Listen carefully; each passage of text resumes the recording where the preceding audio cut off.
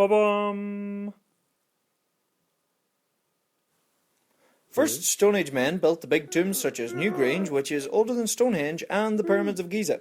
By the time the Celtic culture came to Ireland, people had forgotten who built them and explained them with awesome stories of giants and heroes and fairies. The Celts loved their music and art, and fighting with each other a lot, and stealing cows a lot.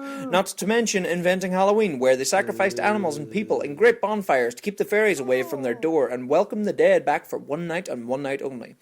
Then St. Patrick brought Christianity to Ireland. The early Christians very wisely incorporated old Celtic traditions into Christianity, resulting in things like the old spring goddess Bridget becoming Saint Bridget.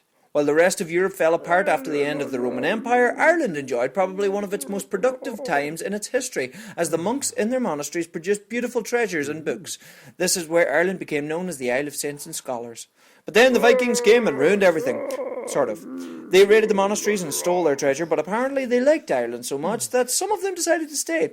They set up Dublin, along with most of the major ports on the island. About 100 years after conquering Britain, the Normans came to Ireland, having been invited by the King of Leinster to help win his throne. The Norman leader, known as Strongbow, came, defeated the Vikings and the Irish, and became the new King of Leinster, and began what became the Norman rule, which spread across Ireland.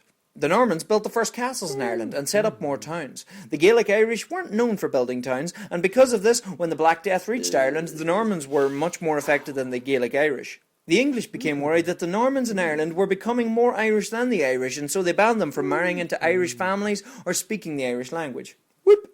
When the Tudor King Henry VIII wanted a divorce, he split from the Catholic Church and in turn stripped the Church of its power in Ireland, seizing their gold and treasures and destroying many monasteries.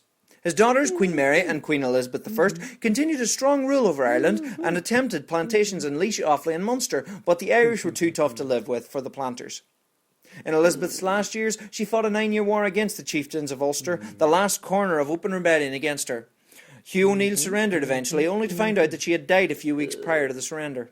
The new King of England, James I, who was Scottish, went about doing things a little differently. Rather than punishing the rebels, Rory O'Donnell and Hugh O'Neill, he made them earls. The earls soon discovered that they had little real power and decided to leave Ireland and return with an army to retake the country. They never returned, and the flight of the earls left Ireland up for grabs with no more Irish chieftains left. King James arranged the Plantation of Ulster, which was so successful, much of it still exists today. There were plenty of rebellions from the native Irish, including a very bloody and violent one in which many planters were massacred. Word of these massacres reached England, and people were appalled. In England, a Puritan named Oliver Cromwell set about ousting and executing the English king in what became the English Civil War. After he was done settling things in England, he set his sights on Ireland. His campaign in Ireland left a path of death and destruction. In the wake of this campaign came the largest land grab in Irish history, in which the native Irish were ousted from their land and told to head west, to Hell or to Connacht. Once again, English politics spilled over into Ireland when the exiled English King James II, who was Catholic, fought against the Protestant King William of Orange. William of Orange defeated King James, but got bored of the war and struck a sweet deal with the Irish, giving them their land back. The English government didn't like this, and thus the penal laws were brought in at this time, which clamped down on Catholic and Presbyterian rights. Seeing the success of the American and French revolutions, Theobald Wolfe thought a republic is just what Ireland needed, so he led a rebellion, but he lost. After this, rule was taken away from Ireland, and it became ruled directly from London. Plenty rich Englishmen took this opportunity to set up large estates across Ireland and make plenty money. At this time, Dublin became one of the finest cities on the British Isles, and many of its greatest buildings were built during this Georgian period. Catholics began getting rights back through Catholic emancipation, with many thanks to Daniel O'Connell. The poor native Irish had grown dependent on the potato, and when it failed year after year, hundreds and thousands, millions died of disease and starvation. Many too left the country for England and America, while many prisoners were sent to Australia. Ireland's population has never since recovered from the Great Famine.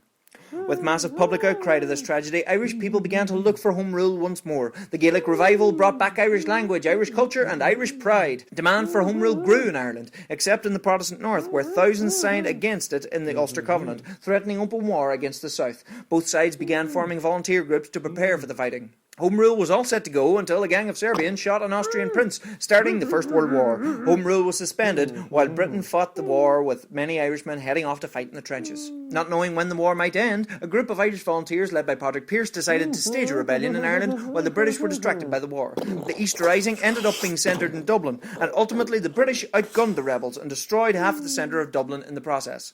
The ill-advised execution of the captured Irish leaders led to a massive gain in support to the Irish Republican cause. A few years later, the Irish Republican Army fought a guerrilla war against the British, driving them to a stalemate. During the fighting, the island was divided and Northern Ireland was created.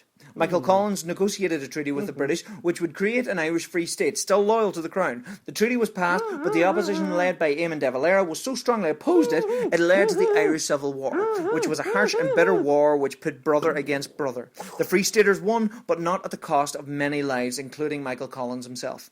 Over the next few decades, the Free State government distanced itself from the British Commonwealth, remaining neutral mostly in the Second World War, and ultimately became the Republic of Ireland. Yay! Seeing the civil rights marches in the USA, the Catholics of Northern Ireland began their protests against discrimination. Unfortunately, what began as peaceful protests escalated into violence, and the Troubles defined the North for decades. Thankfully, through many peace talks and reconciliation, Northern Ireland is moving into a more peaceful future. Meanwhile, in the Republic, Ireland joined what became the European Union, and its economy really began to thrive in a time known as the Celtic Tiger. This time, however, was not to last, as the economy built up by the construction sector and unregulated banks fell very hard with the international recession. We've trucked on, however, keeping the chin up. There is light at the end of the tunnel. We've got our music, we've got our culture. Sure, as long as we can enjoy the crack, what's another year? Keep her lit, lads.